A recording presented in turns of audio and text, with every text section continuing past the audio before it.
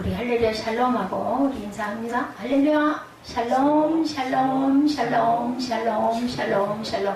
하나님 사랑합니다. 여러분 주 안에서 사랑합니다. 우리 잠깐 기도하십니다.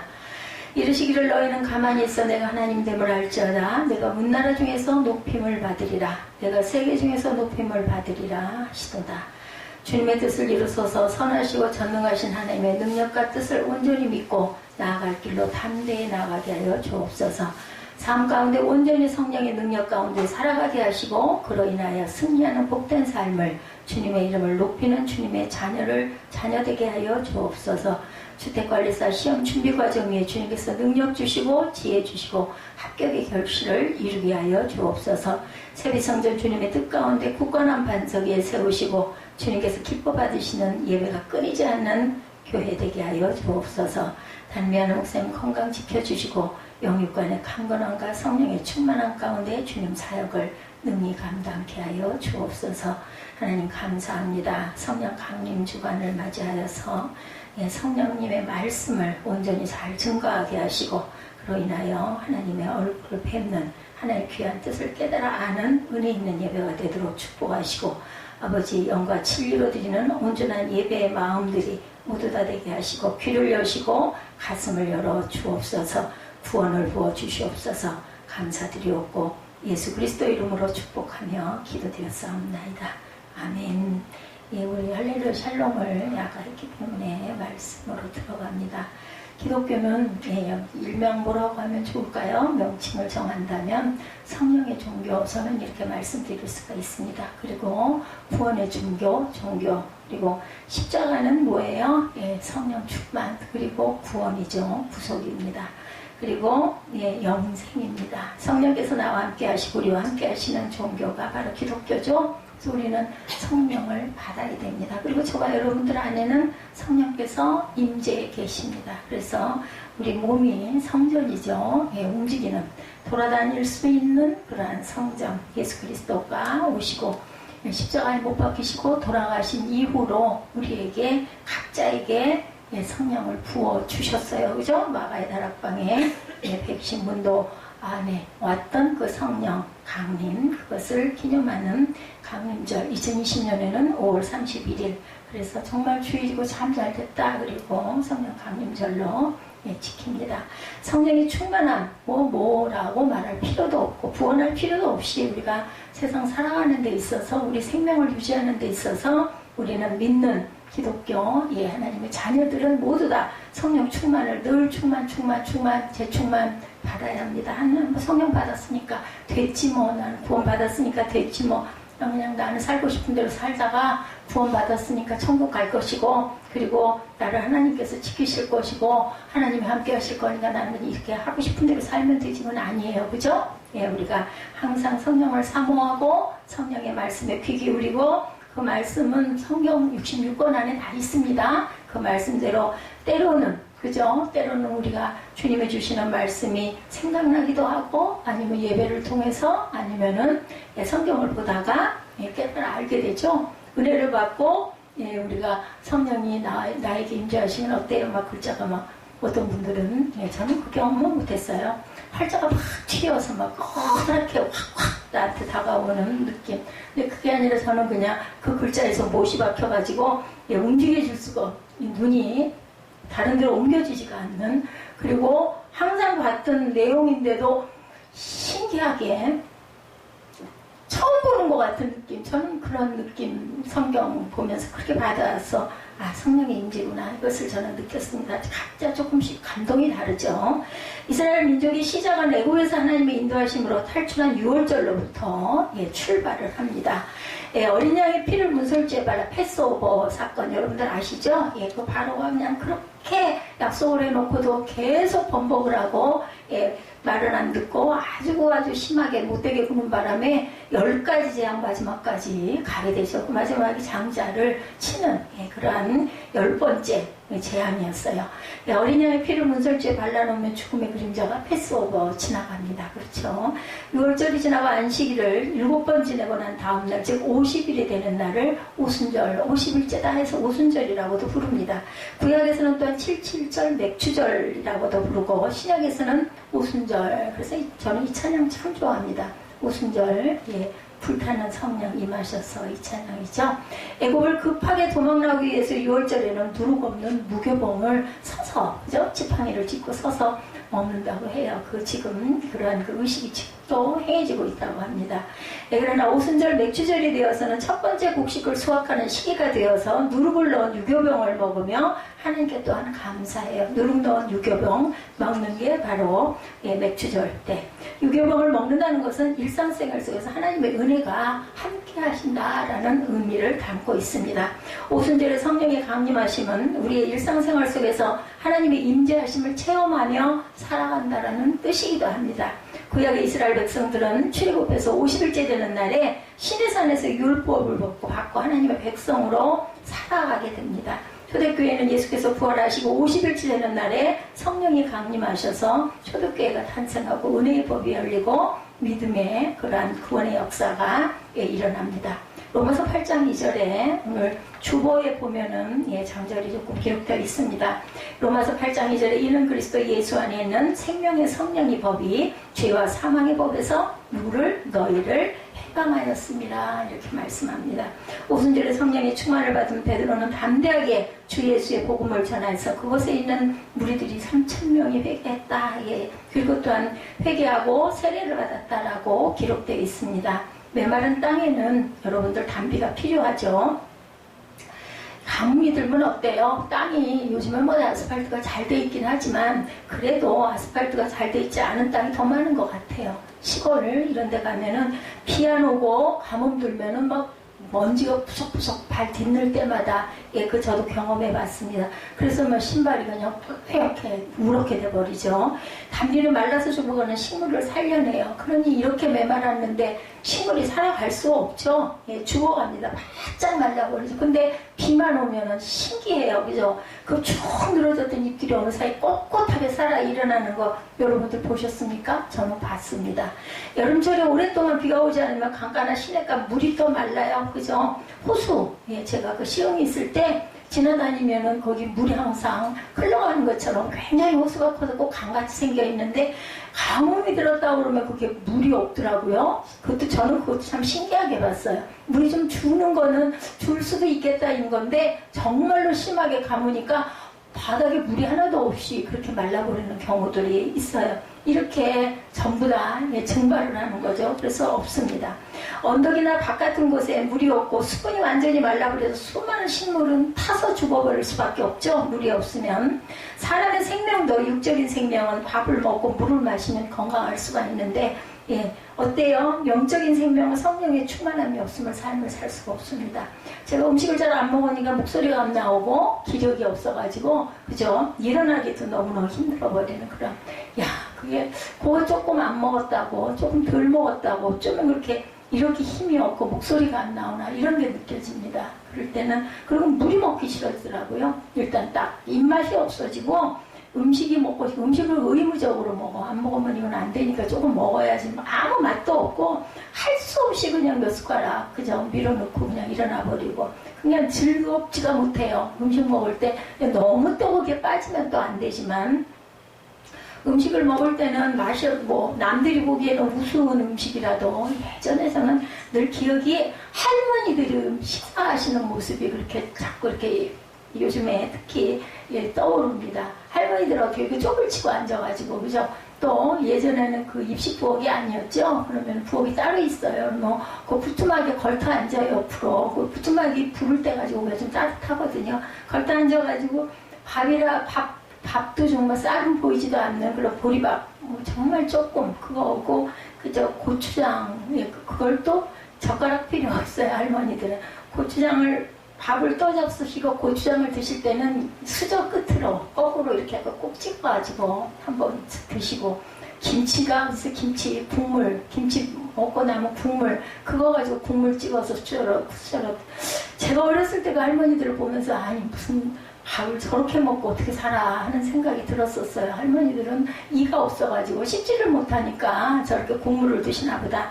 어린 마음에 이런 마음을 먹었는데 이제는 그게 뭐 누가 물어봤어요. 그죠? 전 이해가 되는 게, 야, 아끼느라고 없으니까 자식 먹이려고. 그래서 김치국물 그런 것도 드시고, 고추장은 있잖아요. 10분에는 특히나 뭐 그런 장들은 예전에는 기본 그 반찬들이었으니까 그건 있으니까 고추장을 이렇게 수저 끝으로 간은 있어야 되니까 그렇게 드시고도 영양결핍 안 걸리고 잘들 사셨을까. 그래서 일찍 돌아가셨구나. 저는 이런 생각도 합니다. 제가 영적인 생명 얘기하다가 육적인 것 얘기를 했어요. 왜냐면 제 기억에 그런 기억들이 그리움으로 남아있고 요즘은 그런 생각이 많이 납니다.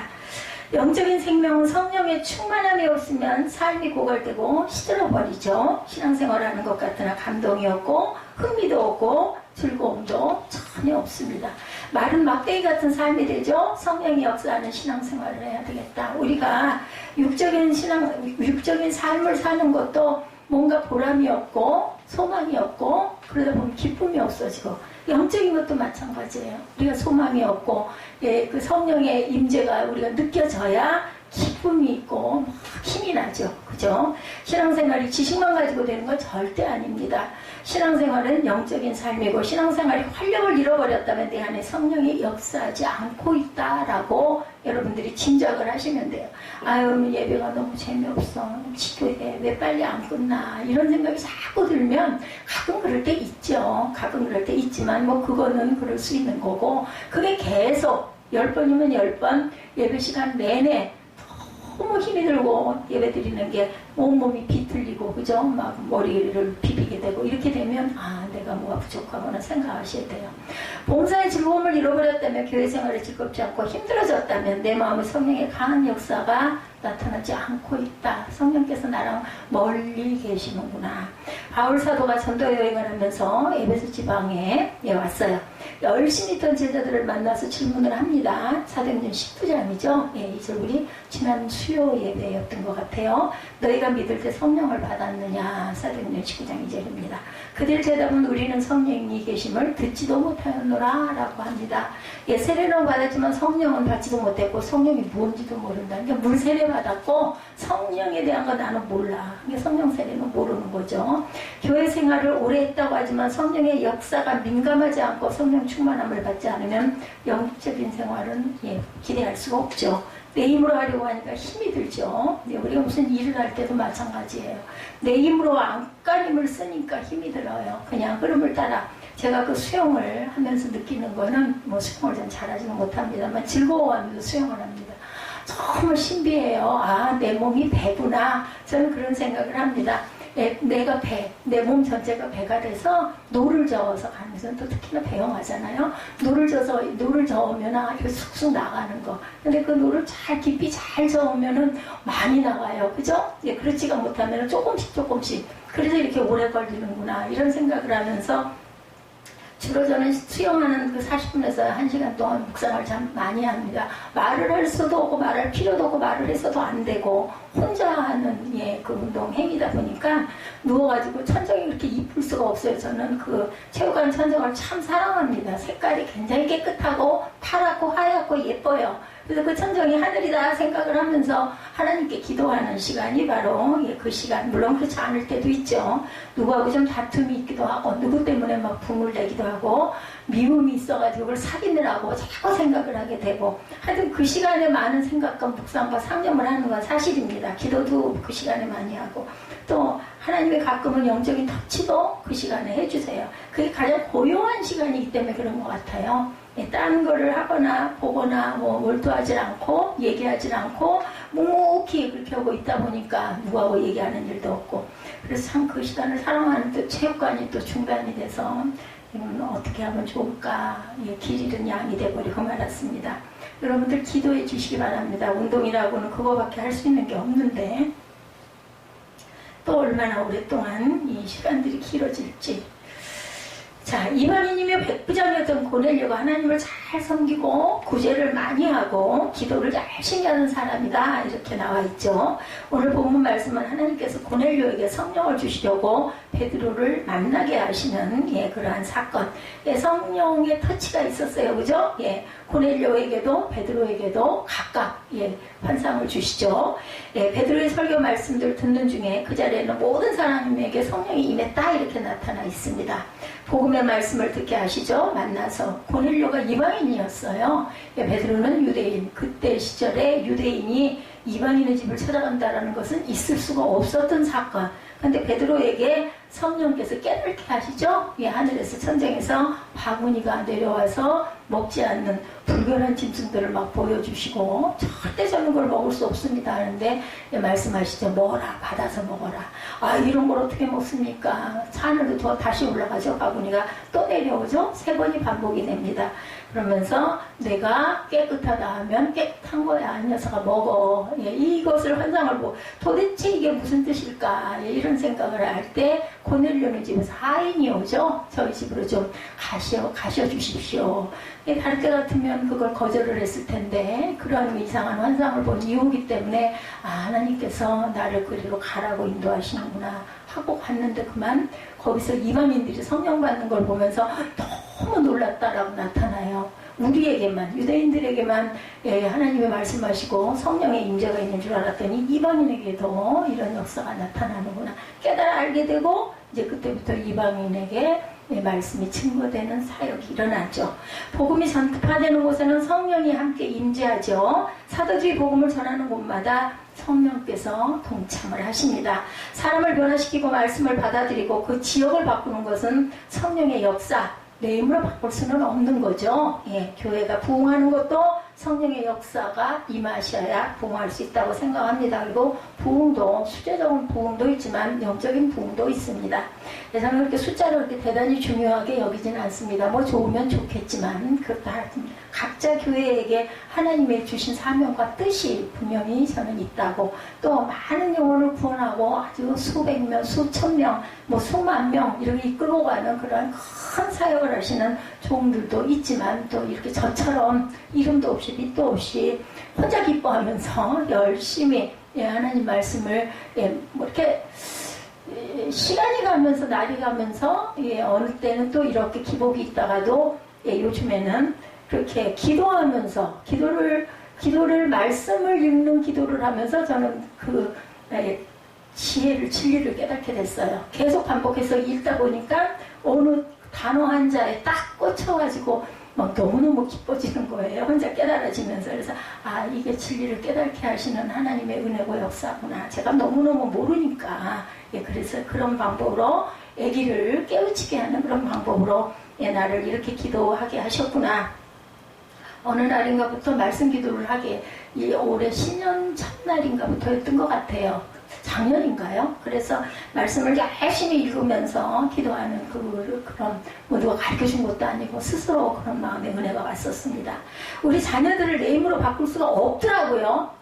저는 제가 자랄 때는 부모들의 힘으로 자녀들이 바뀌어진다고 생각을 했어요. 보여지는 것도 물론 있고 또 그렇게 하지 마라 이렇게 해라 라고 얘기를 하면 제가 어린 날은 또한 제 자녀들이 어릴 때 제가 지금보다 한 3, 40년 젊을 때는 얘기하면 자녀들은 당연히 순종하고 듣고 그렇게 따라가고 변화가 되고 예를 들면 엄마가 아빠가 멘토가 될 수 있다고 생각을 했는데 지금은 40년 정도가 흐른 지금은 보니까 그거 불가능하더라고요. 저는 제가 능력이 없어서인지 본이 되지 못해서인지 안 돼요. 자녀들은 내 힘으로 바꿀 수가 없구나라는 걸 깨닫게 됐습니다.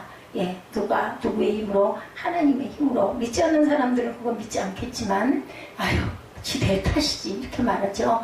근데 그건 아니고 하나님께서 역사하시고 개입하셔야 바꿀 수 있겠구나라는 생각을 합니다. 비우려고 하는데 잘 안 비워져요. 아직도. 그래서 또 얘기하게 되죠. 잔소리하게 되고 배우자의 마음을 내 힘으로 절대로 바꿀 수 없습니다. 영향을 끼칠 수 있을지는 모르지만 그죠? 직장에 나를 괴롭히는 동료를 내 힘으로 바꿀 바꿀 수가 없다라는 거죠. 어떤 목사님이 그런 얘기야. 이동 목사님 그 전에 그 간증하시는 그 부분이 아주 저는 크게 다가와 있습니다. 그분이 제가 그 목회할 때 초기에 멘토의 역할을 많이 하셨죠. 그분이 그 목사님이 막 되셔서 전도사님일 때 새벽 예배에 나가서 기도하는 기도 제목이 있었다고 그러죠. 하나님, 저 집사님 마음을 좀 바꿔 주시옵소서 하고 계속 기도를 했대요. 바뀔 때까지 저는 새벽에 이렇게 기도할 것입니다 라고 기도를 했는데, 근데 뭐 그 집사님은 절대 바뀌지 않으시더라는 거죠. 어느 날 성령의 음성을 들으셨대요. 이 목사님이 전도사님일 때 이놈아 네 자신이나 바꿔, 무도를 바꾸려고 해, 이런 소리를 듣고 나서 깜짝 놀라셨고, 그때 깨달은 게 내가 바뀌어야 되겠구나. 그래서 그 집사님을 그 다음부터는 아주 친절하게 아주 웃는 얼굴로 이렇게 아주 열심히 대하고 섬겼더니 그 집사님이 바뀌셨더라. 이제 이런 이야기. 내가 바뀌어야 돼요. 내가 바뀌어야지 상대방이 바뀌기를 기다려서는 안 되겠다. 직장에 나를 괴롭히는 동료를 이렇게 내 힘으로 바꿀 수 없고 어떻게 해요? 거꾸로 섬겨야 되겠죠? 그러나 내 안에 성령께서 강하게 역사하시면 내가 먼저 바뀌기 싫죠.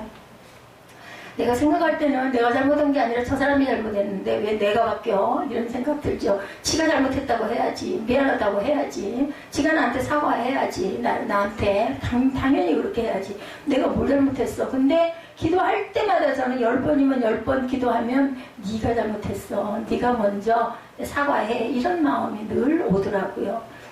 마음으로는 용납을 안 하지만 껍데기로 하라 하시니까 순종해야 되니까 온전한 그 순종은 아니지만 가서 사과를 했던 적도 있습니다. 그럼 상대방은 별꼴이야 하고 가버리죠. 그럼 나는 했으니까. 근데 마음은 영 아주 괴롭고 안 좋아요. 근데 길게 놓고 보니까 하나님의 은혜가, 하나님의 역사가 그 사람에게도 임하더라고요. 보니까 내 마음에 평안이 찾아오고 내 마음에 기쁨이 솟아나고 그렇기 때문에 내 마음이 환해지죠. 내 얼굴이 또한 이뻐집니다. 여러분들 속상하고 상대방 때문에 화가 나실 때 내가 일단 바뀌고 나면 일단은 나는 짐을 덜었고 그러고 나면은 내 얼굴빛이 편안해진다. 이뻐지죠. 내가 성령의 능력으로 바뀌면 내 주변에 있는 것들이 바뀌게 됩니다. 색채가 바뀌어요. 색채가. 그죠? 겨울이 지나고 봄빛이 돌아오면 푸르른 잎이 소생하는 것과 마찬가지로 내 마음밭에 저는 그래서 늘 제가 하는 그 사역 중에 하나, 내 스스로에게 하는 사역이죠. 그 시간, 빈 시간에 내 마음을 봄빛으로 바꾸는 그러한 노력과 작업을 합니다. 언젠가부터 제가 환난을 통하여, 고난을 통하여 하나님이 주신 지혜예요. 내 마음밭을 아름답게 바꿔야 되겠다 하는 마음, 컴컴하고 막 미움을 잔뜩 담고 원망과 분노를 담고 있으면 밝은 빛으로 바뀔 수가 없어요. 그래서 하나님께서 말씀하시죠. 형제를 용서하라고. 그거는 그 사람을 위한 게 아니라 너를 위함이라고 말씀을 합니다. 그래서 용서해버려야, 그냥 비워버려야 내가 내 마음밭이 평강의 빛으로, 아름다운 빛으로 바뀔 수가 있다라는 거죠. 성령은 사람들을 변화시키는 능력이 있어요. 이것도 제 마음밭을 이렇게 바꿔야겠다라는 마음도 제가 잘나서 똑똑해서 깨달은 게 아니라 성령께서 저를 불쌍히 여기시고, 제 주변에 사람이 별로 없잖아요. 하루 종일 거의 혼자 있는 시간이 많잖아요. 어떻게 하겠어요? 성령께서 나를 개입 안 하실 수가 없는 거죠. 정말 철없고, 그죠? 힘없고, 저 녀석 어떻게 할까 하는 생각을 하게 되겠죠? 그러니까 성령께서 알려주신 거예요. 그럴 때 또 저는 잘 받아들입니다. 성령은 사람들을 변화시키는 능력이 있고, 눈에 보이지 않고 귀에 들리지 않고 손에 잡히지 않지만, 이 조용기 목사님이 말씀을 참 많이 하시죠. 눈에 보이지 않고 귀에 들리지 않고 손에는 잡히는 거 없지만 성령께서 우리 안에 임하시면 놀라운 일들이 일어납니다. 신앙생활은 이렇게 성령과 함께 동행하는 생활을 해야 합니다. 성령이 바람이 불어오면 무너진 몸과 마음을 새롭게 해주시죠. 성령이 바람이 불어오면 상처로 얼룩진 사람들의 마음을 회복시켜 주시고 서로의 관계를 건강하게 세워가십니다. 근데 그것이 서로의 관계가 성령이 자, 우리에게 임하시면 금방 회복이 되는 게 아니라 시화 때는 하나님의 시화 때이기 때문에 우리가 항상 시행착오가 오는 바로 그것 때문인 것 같아요. 그게 거리가 너무 멀어. 내 생각엔 그게 바로 될 것 같고, 아니 하나님이 응답하셨는데 왜 이게 아무렇지도 않게 몇 년을 가는 일이 왜 있어? 근데 하나님의 시간과 때는 우리가 생각하는 시간과 때, 내가 원하는 시간과 때와는 또 다른다는 거. 그렇기 때문에 말씀을 하시지 않는 것은, 악한 사람들이 벌을 받지 않고 있는 것은 하나님이 일하시지 않거나 주무시는 게 아니라 아직 시와 때가 되지 않았다 이기 때문에, 그리고 또한 내가 아직 변화되지 않았다, 그것이 이루어져야 그때 비로소. 저는 늘 어떤 깨달은 부분들이 있는 거 뭐냐면요, 딱 마음을 비우고 포기하고 나면, 포기해버리고 나면 그 다음에 딱 이루어지는 거 정말 신기하고 놀라워. 여러분도 한번 해보세요. 그래서 아이들이 부르는 그 찬양이죠. 하나님의 뭐죠? 예, 하나님의 은혜든가 신기하고 놀라워 이거 있어요. 그죠? 주일학교에 그 율동과 함께하는, 정말 신기하고 놀랍다. 내가 딱 포기하고 비워버리고 할 수 없지 뭐 하고 비워버리고 나면 분명한 것은 내가 원했던 그 방향으로 꼭 바꿔놓으시는 것. 에스겔 36장 26, 7절입니다. 예, 못 찾으시는 분들은 주보 참조하시면 됩니다. 또 새 영을 너희 속에 두고 내 마음을 너희에게 주되 너희 육신에서 굳은 마음을 제거하고 부드러운 마음을 줄 것이며, 또 내 영을 너희 속에 두어 너희로 내 율례를 행하게 하리니 너희가 내 규례를 지켜 행할지어다. 여러분들 항상 보면요, 지키라, 내 율례를 지키라라고 끝나지 않아요. 뒤에 뭐가 붙어요? 행자가 붙습니다. 우리가 그것을 알기만 해서는 반쪽도 안 돼요. 그죠? 행해야 되는 게, 야고보 사도가 말하죠. 행함이 없는 믿음은 죽은 믿음이라고 합니다. 예수님은 니고데모에게 성령의 바람을 비유하며 말씀하죠. 요한복음 3장 8절입니다. 바람이 임으로 불면 내가 그 소리는 들어도 어디서 와서 어디로 가는지 알지 못하나니 성령으로 난 사람도 다 그러하니라. 어디서 나서 어디로 가는지 여러분들은 아시죠? 예, 우리가 하나님께서 우리를 이렇게 지으셔서 세상에 보내셔서 어디로 돌아가요? 예, 하나님의 나라로. 우리는 뭐예요? 순례자들이죠. 여기가 고향이 아니에요. 고향을 찾아서 한 발 한 발 가고 있습니다. 오순절에 마가의 다락방에 모여서 기도하는 사람들에게 사도행전 2장 2절이죠. 호련히 하늘로부터 급하고 강한 바람 같은 소리가 있어 그들이 앉은 온 집에 가득하였더라고 합니다. 성령의 바람은, 성령이 바람은 결코 아닌데, 바람처럼 눈에 보이지 않지만 하나님의 영은 태풍이나 허리케인처럼 강력한 힘을 가지고 나타납니다.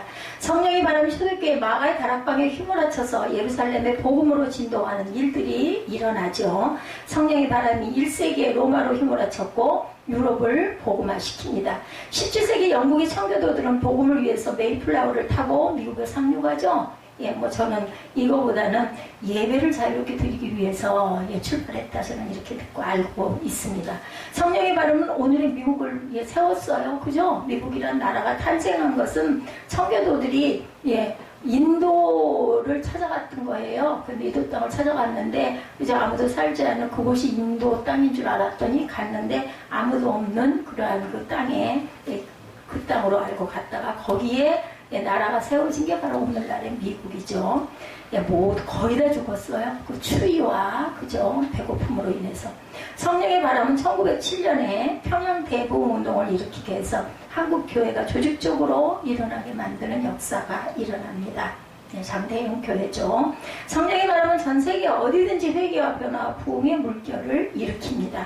성령의 바람이 불면 혼돈과 공허와 흑암이 사라지죠. 질서가 일어납니다. 빛으로 탄생하게 되죠. 창세기 1장 2절이죠. 저는 이 말씀을 굉장히 좋아합니다. 처음에 신학교 들어가서인가 은혜 받았을 때 창세기 1장 2절 말씀이, 창세기 1장 1절부터 이거 말씀들이 너무너무 신비하고 아름다웠어요. 땅이 혼돈하고 공허하며 흑암이 깊은 위에 있고 하나님의 영은 수면 위에 분행하시느니라. 이 말씀이 어찌 그렇게 은혜가 되는지 몰라요. 계속해서 이 말씀을 읽고 또 읽고 그래서 마음속으로 되뇌이고 있습니다. 땅이 혼돈하고 공허하며 흑암이 깊은 위에 있고 하나님의 영은, 여기가 좋았어요. 하나님의 영은 수면 위에 운행하십니다. 운행하심으로 인하여 그죠? 땅이 바다가 되기도 하고 바다가 땅이 되기도 하고 그리고 물고기가 살기도 하고 그죠? 모든 동식물들이 태어나기도 하는 그 사건, 하나님의 영이 운행하심으로 인하여 또한 내가 태어났구나, 이것을 깨닫게 하셨습니다. 수면에 운행하던 하나님의 영은 성령의 바람이기도, 푸뉴마라고 하죠. 성령의 바람으로 혼돈과 공허와 흑암이 사라지고 천지창조의 새로운 질서를 만듭니다. 우리 사회가 혼돈하고 공허가 사라지려면 성령께서 역사하셔야 된다. 저는 이것을 굳게 믿습니다. 그리고 이 나라 이 땅이 남과 북이 통일이 되어서 분명히 하나님의 나라가 더욱더 크게 확장되리라고 저는 믿습니다. 그렇게 기도합니다. 입술로만 하는 게 아니라, 입술로 시작을 한 것도 누가 모두 다들 남북 통일 기도를 하니까 나도 해야겠다가 아니라, 그 말을 많이 들으면서도 움직여지지 않는데 어느 날인가부터 기도해야겠구나라는 마음이 왔던 것도 성령의 임재였다고 저는 생각을 합니다. 그래서 그냥 스스로, 저는 뭐 어딜 가서 뭘 배우거나 쫓아다니거나 뭐 이런 거 없기 때문에 그냥 하나님의 마음을 주시면 그대로 순종합니다. 한 개인을 살리고 사회를 살리는 힘의 성령의 능력에 있다라는 것. 성령의 법이 우리를 자유케 하기도 합니다. 사람들은 법을 많이 만들어서 사회를 바로 세운다고 생각하지만 법이 많아진다고 사람이 새롭게 되지는 않습니다. 그죠? 저처럼 너무나 흔하게 너무나 잘 알고 있는 일들을 우리가 행할 때 이것이 시작이 되는 거죠. 예수 그리스도 안에는 성령의 법으로 인해서 새 사람이 될 수가 있어요. 우리가 회개하고 성령이 충만해야만 새 마음을 품고 새 인격으로 거듭날 수가 있습니다. 성령의 바람이 불어오면 살아나는 역사, 마른 뼈들의 생기가 솟죠. 에스겔 37장 5절이죠. 주 야훼께서 이 뼈들에게 이같이 말씀하시기를, 내가 생기를 너에게 들어가게 하니 너희가 살아나리라. 생기는 것은 생기라는 것은 날생자죠. 그래서 살아납니다. 봄바람이 추운 겨울을 물러가게 하고 새로운 생명의 싹을 나게 하듯이 성령의 바람은 죽어있는 모든 생명을 살리는 능력이 있습니다. 어느 날인가 마른 나무 가지가 약간 푸름이 도는 그 순이 옆에 이렇게 붙어있는 거, 제가 어린 날 그걸 발견하고 너무나 신기했는데, 거기를 갈 때마다 그걸 보니까 어느 사이에 조그마한 순이 파랗게 연푸른색이죠. 제가 그 좋아하는 색깔. 그렇게 싹 이렇게 살아난 걸 보고, 아니 보목나무 가지가 지금 죽었잖아요. 나무들이 다 겨울에는. 근데 거기에서 푸르는 물이 들고, 또 여러분들 보셨어요? 가지 끝에 아직 잎은 나지 않, 순은 나지 않았는데 가지, 그 죽은 가지 같은 가지 끝이 약간 푸르름하게 돌아요. 그러면 그 가지는 산 거더라고요. 그거를 누가 가르쳐 준 게 아닌데 보면서 저건 살았구나 라고 느껴지게 보여집니다. 소망이 없이 바벨론에서 포로 생활을 하던 이스라엘 백성들은 노예로 희망이 없는 하루하루를 보내고 있었죠. 노예에게는 꿈이 없어요. 그죠? 내일도 없습니다. 영육이 죽어있던 이스라엘에게 하나님의 성령은 다시 소생할 수 있게 합니다. 마른 뼈도 살리신 하나님은 이스라엘을 이렇게 다시 살려내시죠. 기적이 일어난 거죠. 어떻게 다시 살아나, 70년 포로 생활을 어떻게, 그죠? 해방을 시키는 칙령이 고레스 황제를 통해서 일어나게 합니다. 성령의 바람은 오늘 우리의 영적인 삶을 다시 살리죠. 성령의 역사는 살리는 역사, 생명의 역사고 살리는 역사입니다. 성령만이 우리를 살릴 수 있고, 스가랴 4장 6절입니다. 만군의 야훼께서 말씀하시되 이는 힘으로 되지 아니하며 능력으로 되지 아니하고 오직 나의 영으로 되느니라. 우리 가운데 성령께서 강하게 역사하시기를 주님의 이름으로 축복합니다. 오늘 우리 시대에 진정으로 필요한 것은 성령 충만함입니다. 참 신학교 때 이 성령 충만 정말 참 대단했었대. 지금 생각하면 막 불이 붙어서 학교를 다녔던 것 같습니다. 그냥 지금은 아무것도 아니죠. 지금은 그냥 놀고 먹습니다. 근데 지금이 만약에 그때였다면 제가 그렇게 할 수 있었을까? 하나님께서는 참 때를 아시는 것 같아요. 제 몸이 이렇게 될 거 저는 몰랐지만 하나님은 알고 계셨고, 그래서 그렇게 막 급하게 몰아쳐서 제가 학교를 다녔던 것 같고, 막 은혜가 쏟아 부어졌죠. 정말 날라다녔어요. 우리 시대는 성령의 시대고 사람 힘으로 무엇을 할 수가 없기 때문에 우리는 성령을 분명한 것은 의지하고 가셔야 합니다. 우리 사회가 얼마나 무서운 사회가 됐어요. 그죠? 정말 너무 변했어요. 난 20년 사이에 이렇게 기가 막힌, 너무너무 변했어요. 변해도 너무 변했어요. 어떤 드라마에 보니까 어떤 할머니가 그런 얘기 하시더라고요. 와, 정말 세상이 정신없이 눈알이 돌아가도록 세상이 변한다. 그 말에 공감이 갑니다. 맞아요. 그전에는 그렇게 많이 변하지 않았어요. 근데 한 20년 내에, 한 20년, 25년 내에 너무 빠르게 변화가 돼서 지금은 보면은 정말 사람 사는 그 모습이나 그 어떤 여러 가지 아이들의 생각이나 이런 부분들이 그냥 짐작을 할 수가 없을 정도로 너무 많이 바뀌어 있고 변해 있고, 긍정적인 쪽보다는 저는 약간 뭐랄까 너무 염려되는 쪽으로, 특히나 우리 자라는 청소년들이 너무 많이 바뀌어 있어요. 어디가 끝일까 하는 생각이 들 정도로 염려가 많이 됩니다. 저 아이들이 과연 생각이라는 걸 할 틈이 있을까, 이런 생각이 듭니다.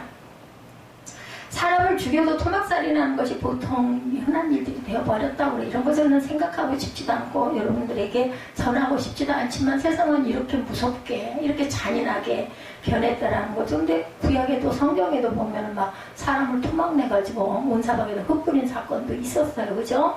함께 살던 가족 간의 폭력과 살인은 뭐 그냥 비일비재 너무너무 많이 흔하게 일어나는 세상. 내가 살기 위해서 이웃과 남을 무자비하게 살상하는 무정한 사회가 되기도 했습니다. 예수 그리스도 안에서 성령의 사람이 우리가 되어야 합니다. 성령이 충만한 사람이 되어야 합니다. 이런 사람은 안 되겠죠. 성령이 충만하면 이렇게 잔인한 그러한 살상을 하거나 이런 사람은 되지 않습니다. 제2차 세계대전 당시 사막에서 군인들이 많이 죽었어요. 영국 군인들이 사막을 걸어가다가 목이 너무 말랐다고 합니다. 근데 갑자기 그들론의 사막 끝에서 시원한 강물이 신기루였을까요? 넘실거리더랍니다. 군인들은 그곳으로 뛰어가서 물속으로 첨벙첨벙 뛰어들어가고 마음껏 물을 마셔서 와, 정말 그저 기적이죠. 그 다음날 다른 부대의 군인들이 또 이 군인들을 발견했는데 모두가 죽어있더랍니다. 죽은 군인들은 한결같이 입에 모래를 가득 물고 있었어요. 신기루가 보였고 그걸 막 기가 막히게 마셨는데 그거는 물이 아니라 모래였던 거죠.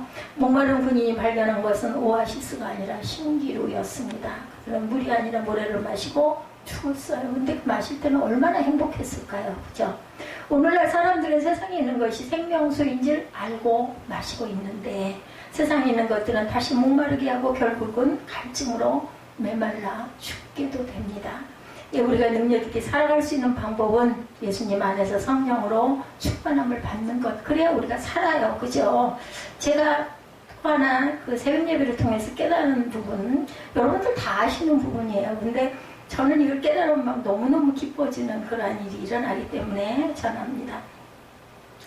악한 사람들이 세상에 너무너무 잘 살잖아요. 요즘에 제가 욥기를 혼자 강의를 하면서 가고 있는데, 악한 사람들 하나님이 벌 주셔야 될 거 아니냐고요. 그리고 억울한 사람들은 빨리 억울함을 극복하고 잘 살 수 있게 해주셔야 될 거 아니냐. 근데 억울하게, 착한 사람들이 억울하게 죽는 일들도 있습니다. 그거 회복되지 못하고, 악한 사람들은 끝까지 장수하기도 하고 정말 벌 하나도 안 받고 너무나 잘 살다가 이렇게 돌아가고, 뭐 후대들도 막 무럭무럭 잘 자라고.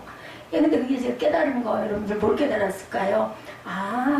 저렇게 악한 사람들이 하나님이 내버려 두시는 이유 중에 하나는 회개하지 않게 되죠. 사건과 사고와 어떤 환란이 다가와야 사람이 겁이 나고 무서워지기도 하고 회개하기도 하고 돌아서기도 할 텐데, 그냥 끝까지 너무너무 승승장구하게 돈도 많이 벌고 잘 먹고 잘 살다가 죽어.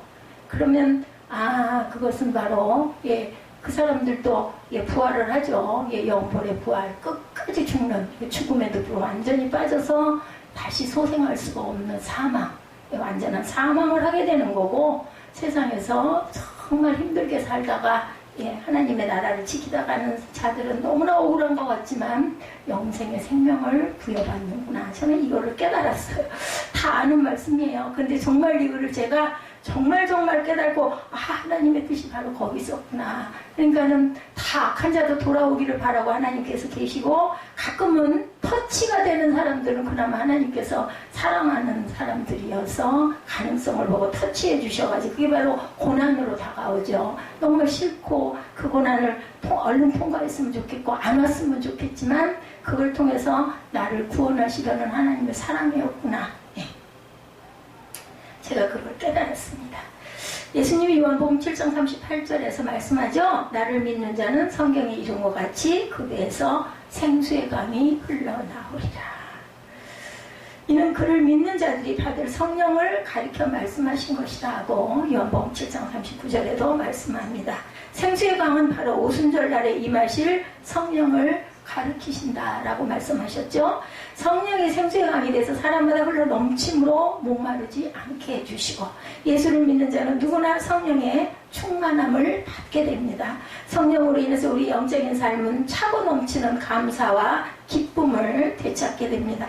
저 혼자 은혜 느끼고, 저 혼자 감격하고, 저 혼자 감동하고, 근데 중요한 거 하나는 기쁨이 넘친다는 거죠. 우리가 잘 살아요, 혼자서도. 뭐 누가 그런 얘기들 하잖아요. 나이가 들어가지고 너무 혼자 있다 보면은 외로워지고 고독해지고, 그러다 보면은 마음이 어두워지고 삶의 의욕을 잃어버린다. 근데요, 여러분들, 성령께서 함께 하시면 내가 혼자 있는 게 아니에요. 성령이 나랑 함께 계시기 때문에 너무나 기쁘고 하루가 너무나 짧고, 물론 그러면서 또 어떤 주변의 영향으로 인해서, 좋지 않은 영향으로 인해서 시험을 받기도 하고 누구를 미워하기도 하고 얼굴 돌리고 싶죠. 안 쳐다보고 싶고 말 안 하고 싶고 이런 일들도 있긴 하지만 그것도 회복하셔요, 하나님이, 성령께서. 그래서 저는 하나님과 함께하는 삶처럼 복된 삶이 없다라고 이것을 깨달았어요. 제가 만약에 주변에 사람이 많았더라면 아마 이 진리 못 깨닫고 돌아갔을 것 같은데, 하나님께서 그렇기 때문에 다 좋은 것도 다 나쁜 것도 절대 아닌데 선택은 우리의 몫이에요. 근데 저는 선택하라면 저는 이 길을 선택할 것 같아요. 성령께서 나와 함께 하시는 길, 그죠? 바울사도는 에베소서 5장 17, 8절에 그러므로 어리석은 자가 되지 말고 오직 주의 뜻이 무엇인가 이해하라. 술 취하지 마라. 이는 당당한 것이니 오직 무엇으로? 성령으로 충만함을 받으라 말씀합니다. 그 술을 왜 먹었을까 이런 생각 들죠. 이렇게 뭔가 잊어버리는, 좀 약간 마비되는, 그런 어떤 약간의 활락, 이게 있지만, 성령의 술에 취하면은 그 술 먹지 않아도, 몸을 상하게 하지 않아도, 정말, 기쁨과 감사가 넘치는 새술, 성령의 술에 취할 수 있습니다. 오늘 우리의 영적인 상태는 어떨까? 내 심령은 성령으로 과연 충만할까? 여러분들 한번 캡션마크 물음표 한번 찍어보시기 바랍니다. 나의 믿음 생활이 성령으로 충만하여 감사와 기쁨이 살아있는가? 어느 하나가 부족하게 느껴진다면 우리는 다시 성령으로 무장하도록 힘써야 합니다. 내 가정을 살리고 교회를 살리고 나를 살리는 길은 오직 성령 충만으로 무장하는 길. 성령의 바람은 우리를 기쁨과 평안으로 인도하죠. 제가 아까 간증했죠. 제가 증인이에요. 실제 저는 그것을 체험하고 있기 때문에 일상 속에서 자주, 많이, 거의 매일. 사람은 흙으로 지어졌지만 하나님과 교통할 수 있도록 하나님의 생기를 불어넣는 존재, 성령의 그릇들이 됐어요. 그래서 생명으로 존재합니다. 하나님과 영적인 교통이 이루어지는 존재죠. 인간은 하나님과 영적인 교제를 할 때 참 만족과 기쁨을 얻을 수 있습니다. 세상이 줄 수 없는 기쁨이라고 말하죠. 맞아요. 항상 기뻐하고 쉬지 말고 기도하고 범사에 감사하고 살 수 있는 길은 오로지 성령 충만을 통해서만 가능하다라는 거죠. 성령이 내 마음에 임하시면 영혼으로부터 기쁨이 흘러 넘칩니다. 능력이 생기고 용기가 생기고 무엇이라 할 수 없는 것 같은 믿음이 생깁니다. 보이지 않지만, 우리 눈에는 보이지 않지만, 손으로 잡을 수 없지만, 세상에서 유명한 사람들은 겉으로 보기에는 행복하게 보이고 멋있게 보이지만 전혀 그러지 못한 경우들이 너무나 많죠. 제가 꼬마 때, 중학교 때까지였나요? 굉장히 좋아했던 가수 엘비스 프레슬리, 마릴린 먼로, 유명 연예인들의 재산도 명예도 많았지만 결코 행복하지 못하고 자살한 사람들이 너무나 많지요. 아니면 약물 중독으로 죽기도 합니다. 엘비스 프레슬리 같은 경우는 어떻게 죽었는지 살았는지를 모를 정도로 지금도 어떤 미궁에 빠져 있기도 하다고 합니다. 기쁨은 내가 갖고자 노력한다고 주어지는 것은 절대 아닙니다. 성령께서 우리와 함께 하실 때 기쁨이 샘솟듯 찾아온다는 것 잊지 마시기 바랍니다. 성령의 바람은 우리를 신나게도 만들어줍니다. 즐겁고 기쁘고 그렇게 믿음 생활을 할 수 있도록 그러한 힘을 성령의 바람이 우리에게 임재할 때 일어납니다. 독수리가 공중을 나르고 비행기가 하늘을 나를 수 있는 것은 바람이 불기 때문입니다. 상승 기류를 타야만 합니다. 하나님의 자녀들의 성령의 바람을 타야만 믿음이 생긴다라는 것. 무기력한 삶에서 기뻐하는 삶으로 뛰어올 수 있는 길, 그것은 바로 성령의 바람을 탈 때. 독수리가 왜 그렇게 아주 용맹한 독수리예요? 높이 날기 때문이고, 날갯짓을 해서 다른 새들보다 한 차원이 높은 하늘을 나른다 그러죠. 그렇기 때문에 독수리는 아주 아주 그 위대한 아주 담대한 새로 공중의 황제로 그렇게 군림을 할 수 있는 거죠. 성령의 바람은 우리 영혼의 이름도야 늦은 비에 은혜를 주십니다. 태풍이 일어나면 바닷속에 산소가 공급이 되죠. 바다가 건강하게 되는 것은 태풍이 불어서 바닷속을 새롭게 뒤집기 때문이라고 합니다. 우리가 보기에는 그 바람 왜 불어? 그죠? 바다에 나갔던 배들이 막 죽고 엎어지고 파손이 되는데 없었으면 좋겠지만 사실은 바다를 깨끗하게 하는 거는 이 태풍으로 인하여 바다가 뒤집어져야 된다고 그래요. 성령의 강한 바람이 불어야 내 심령 속에 내 영이 깨끗하게 그죠? 다시 회복되는 역사가 일어나는 거죠. 내 심령의 회개와 거듭남의 역사가 일어나는 것. 내 인생에 다시 한번 성령의 바람이 출렁이며 일어나야 하는 것. 말세에는 하나님께서 누구든지 성령의 은혜를 부어주십니다. 초등학생에게도 성령을 부어주시고 노인에게도 똑같이 성령을 부어주시죠. 사도행전 2장 17절입니다.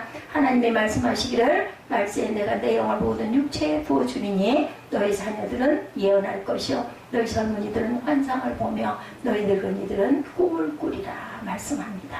성령의 능력을 받지 않고는 아무것도 할 수 없기에 우리는 성령 충만을 사모해야 합니다. 그리고 사모하는 자에게는 항상 주십니다. 뭐 믿음이 깊으니까 아니면 그 신앙 연조가 기니까 짧으니까 안 주고 이런 거 없어요. 내가 오늘 예수를 믿나이다 해도 성령 충만을 사모하면 주시죠. 성령의 능력을 받지 않고는 우리가 살아갈 수 없고 믿음 생활도 은혜 속에서 이룰 수가 없다는 것. 참새와 개는 서로 완전히 다른 삶을 살죠. 참새가 찾는 먹이가 다르고 개가 찾는 먹이가 다릅니다. 속에서 요구하는 것들도 다르겠죠. 따로 있습니다. 성령의 사람은 속에서 요구하는 것이 달라지죠. 육적인 사람과 성령의 사람은 바라는 것이 다르고 원하는 것이 다릅니다. 성령의 사람은 내 소망, 내 꿈, 내 비전이 달라진다라는 것. 백화점에 쌓이는 상품들은 여러 공장을 통해서 나오죠. 그러나 하나님의 은혜와 복은 한 곳 성령의 공장에서만 나옵니다. 그죠? 그래서 성도들이 성령을 통해서 모든 것을 해결하게 됩니다. 하나님은 성령을 통해서 오늘도 우리에게 역사하시고 말씀하시고 깨닫게 하시고 새롭게 하소서. 찬양 여러분들 좋아하시죠? 새롭게 해주시는 그러한 사건이 일어납니다. 기적이 일어납니다.